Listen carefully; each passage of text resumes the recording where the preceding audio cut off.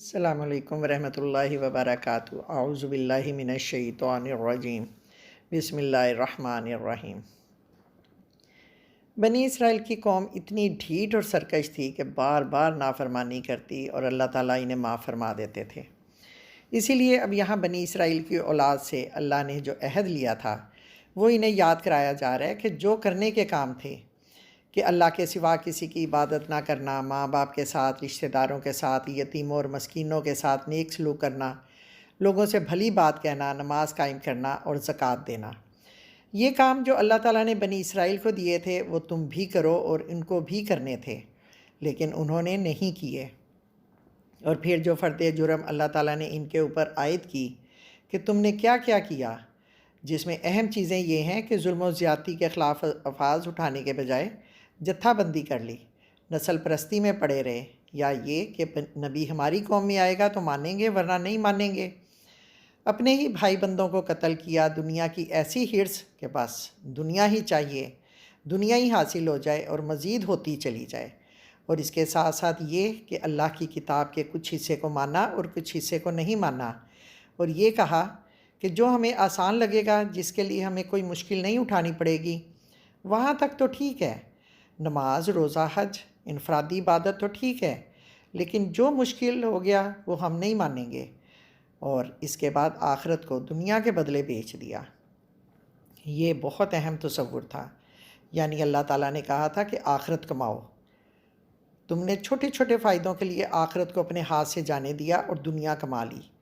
اس کے ساتھ ساتھ جادوگری اور شارٹ کٹ، جن چیزوں سے اللہ نے منع کیا تھا، ان چیزوں میں پڑ گئے۔ اللہ تعالیٰ فرماتے ہیں، ہم نے حضرت عیسیٰ ابن مریم کو روشن نشانیاں دے کر بھیجا۔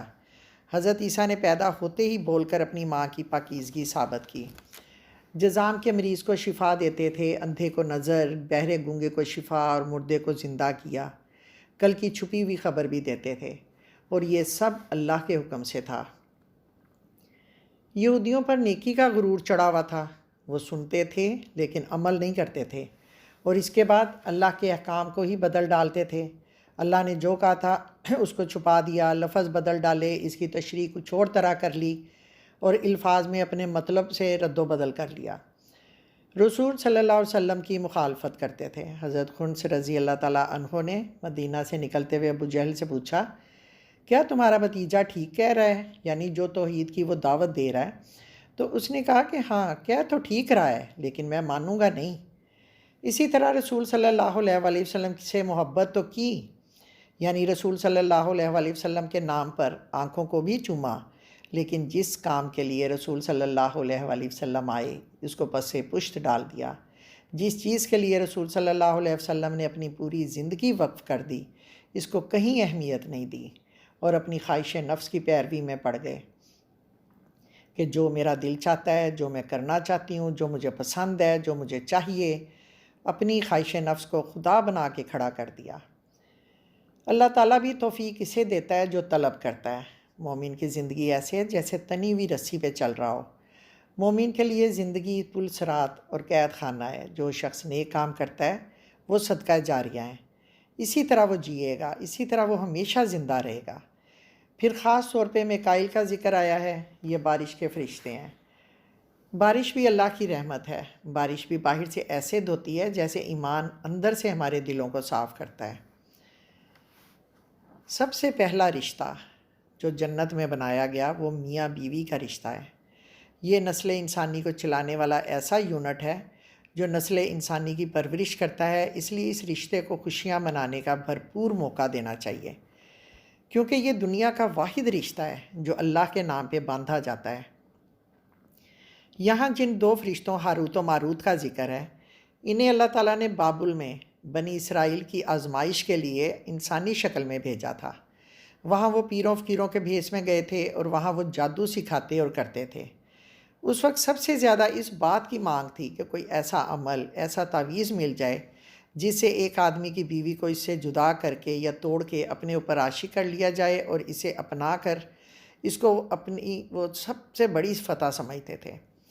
دوسری طرف یہ تھا کہ وہ فرشتے اپنے پاس آنے والوں کو خبردار کرتے تھے کہ دیکھو، ہم تمہارے لیے آزمائش کی حیثیت رکھتے ہیں، تم اپنی عاقبت خراب نہ کرو، اس کے باوجود وہ لوگ عملیات، نقوش اور تعویذات بہت زیادہ کراتے تھے۔ حدیث میں ہے کہ ابلیس اپنے مرکز سے زمین کے ہر گوشے میں اپنے کارندے، اپنے چیلے بھیجتا ہے، پھر وہ چیلے آ کر اسے اپنی کاروائیاں سناتے ہیں، اپنی رپورٹس دیتے ہیں۔ کوئی کہتا ہے کہ فلاں شر کھڑا کیا، فلاں جھگڑا کروایا، فلاں قتل کرایا، تو شیطان کہتا ہے کہ یہ تم نے کچھ بھی نہیں کیا۔ پھر ایک چیلا آتا ہے اور کہتا ہے کہ میں ایک عورت اور اس کے شوہر میں جدائی ڈال آیا ہوں۔ یہ سن کر شیطان اسے گلے لگا لیتا ہے اور کہتا ہے کہ تو اچھا کام کر کے آیا ہے۔ رہا فرشتوں کا ایک ایسی چیز سکھانا جو خود بری تھی، تو اس کی مثال ایسے ہی ہے جیسے پولیس کسی رشوت خور کو پکڑنے کے لیے اسے نشان زدہ نوٹ رشوت کے طور پہ دیتی ہے تاکہ اسے رنگے ہاتھوں پکڑا جا سکے۔ ہم سب جانتے ہیں کہ جادو کرنا، جادو کرانا اور جادو کا توڑ کرانا گناہ کبیرہ ہے۔ یہ کسی بابے یا پیر فقیر سے نہیں بلکہ قرآن پاک میں اس کا توڑ موجود ہے۔ بنی اسرائیل کی آزمائش کے لیے فرشتے کیوں بھیجے گئے تھے اور انہیں کیوں حکم دیا گیا تھا کہ عورت اور مرد کے درمیان جدائی ڈالنے کا عمل ان کے سامنے کریں؟ تو دراصل یہی ایک ایسا پیمانہ تھا جس سے ان کے اخلاقی زوال کو ناپا جا سکتا تھا۔ اس کے بعد اللہ تعالیٰ اہل ایمان سے مخاطب ہیں کہ بات کرتے وقت اچھے الفاظ کا استعمال اور لہجہ نرم رکھنا چاہیے۔ اس کے بہت اچھے اثرات ہوتے ہیں۔ اللہ کی ہر نعمت رحمت ہے۔ قرآن، ایمان، قرآن کا علم، اس پر عمل کرنا، بیٹی، صحت، اہل ایمان، صالح اولاد، یہ سب رزق، یہ سب رحمت کے مختلف پہلو ہیں۔ اور یہاں اللہ تعالیٰ مسلمانوں کو تنبیہ کر رہے ہیں۔ آپ صلی اللہ علیہ وآلہ وسلم بھی مسلمانوں کو تنبیہ فرمایا کرتے تھے کہ جن سوالات کو اللہ اور اس کے رسول نے نہیں چھیڑا ان کی کھوج نہ کرو، بس جو حکم دیا جا رہا ہے اس پہ عمل کرو۔ اور پھر اللہ تعالیٰ نے پچھلی تمام باتوں کا خلاصہ دیا ہے کہ دیکھو، جو بھلائی بھیجو گے تو اللہ سے وہی پاؤ گے، جو دو گے وہی واپس ملے گا۔ مومن کے لیے دو طرح رحمت ہے، نعمت ملتی ہے تو شکر کرتا ہے، غم ملتا ہے تو صبر کرتا ہے۔ مومن نے دنیا میں جو غم کاٹے تھے اور اس غم کو اپنی قوت بنایا تھا، تو وہاں ان غموں کا جب پھل ملے گا تو وہ غم اسے اچھے لگیں گے اور وہ غم خوشیوں میں بدل جائیں گے۔ اور اگر اللہ سے اجر چاہتے ہو تو خود کو اللہ کی اطاعت میں سونپ دو اور احسان کا رویہ اختیار کرو۔ یہ دو چیزیں جس انسان کے اندر ہوں گی، اس کے خیر سے پورا زمانہ، پوری نسل، پورا معاشرہ مستفید ہوتا ہے۔ وہ اللہ کو راضی کرنا چاہتا ہے، وہ لوگوں کو راضی نہیں کرنا چاہتا، وہ احسان کا رویہ اختیار کرنا چاہتا ہے، عفو و درگزر کرنا چاہتا ہے۔ دنیا میں یہی ہتھیار ہے۔ احسان یہ ہے کہ مسلمان معاف کرنے کے ساتھ ساتھ مزید بھلائی کی جائے، اپنے حق سے زیادہ اسے دیں، خود دوسرے کے حق سے کم پہ راضی ہو جائے۔ وہ لوگوں کو خیر ہی خیر دینا چاہتا ہے۔ اب تبدیلی کعبہ کے بارے میں بتایا جا رہا ہے۔ مسلمانوں کے لیے ساری زمین مسجد ہے۔ مسجد اصل میں اللہ کا گھر ہے۔ ہماری عبادت کسی جگہ یا مسجد کی محتاج نہیں۔ جس طرح عیسائی اور ہندو وغیرہ صرف اپنی اپنی جگہ پر ہی اپنی عبادت کرتے ہیں، یعنی جو جگہ انہوں نے عبادت کے لیے مخصوص کی ہوتی ہے۔ اور اس کے بعد کہا جا رہا ہے کہ یہودی اور عیسائی تم سے راضی نہیں ہوں گے، اور اگر تم لوگوں کو راضی کرنے کے چکر میں رہو گے تو اللہ کو راضی نہیں کر پاؤ گے۔ اور پھر اللہ تعالیٰ نے وہ آئیڈیل دیا ہے اور ہمیں بتایا ہے کہ اصل میں آئیڈیل ہے کیا۔ حضرت ابراہیم علیہ السلام نے خود حق کو تلاش کیا۔ حضرت ابراہیم علیہ السلام نے جس وقت حق کو تلاش کیا، اس کے بعد مرتے دم تک پوری زندگی اہل و عیال سمیت قربانی دیتے رہے۔ دنیا میں کتنی چیزیں ایسی ہیں جن سے انسان محبت کرتا ہے، ان میں سے کوئی چیز ایسی نہیں تھی جس کو حضرت ابراہیم علیہ السلام نے حق کی خاطر قربان نہ کیا ہو۔ اور دنیا میں جتنے خطرات ایسے ہیں جن سے انسان ڈرتا ہے، ان میں سے کوئی خطرہ ایسا نہیں تھا جسے انہوں نے حق کی راہ میں جھیلا نہ ہو۔ حضرت ابراہیم علیہ السلام اور حضرت اسماعیل علیہ السلام دونوں باپ بیٹا ہیں۔ کتنا گہرا تعلق ہے۔ اللہ کے لیے حنیفیت کے ساتھ، یکسوئی کے ساتھ کعبہ کی عمارت اٹھاتے ہیں۔ یہی وہ عمارت ہے جہاں بار بار پلٹ کر جانے کو دل کرتا ہے۔ کعبہ پہلے سے بنا ہوا تھا، بعد میں انہی بنیادوں پر تعمیر کی تھی۔ حضرت ابراہیم علیہ السلام عمارت اٹھاتے ہوئے دعا مانگتے ہیں اپنے اہل و عیال کے لیے، اپنی نسلوں کے لیے، لوگوں کی خیر خواہی کے لیے، رسول کے لیے، ہدایت کے لیے، اور یہی ہمارے لیے آئیڈیل ہے۔ ہمیں یہی مطلوب ہے، ہمیں یہی چاہیے، پھر جا کر انسان اللہ تعالیٰ کا وہ دوست بنتا ہے جو وہ بننا چاہتا ہے۔ آیات نمبر 127، 128 اور 129 میں حضرت ابراہیم علیہ السلام کی دعا ہے۔ قرآن پاک میں انبیاء کرام کی 40 دعائیں ہیں جو ربنا سے شروع ہوتی ہیں، تو یہ دعا بھی چہل ربنا میں سے ایک دعا ہے۔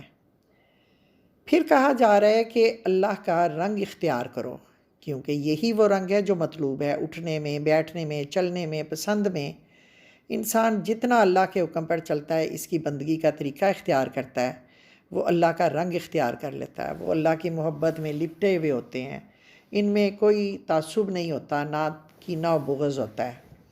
پھر کہا جا رہا ہے کہ جو لوگ گزر گئے ان کا طرز عمل، ان کے اعمال ان کے لیے ہیں، لیکن تمہارا طرز عمل اور تمہارے اعمال تمہارے لیے ہیں۔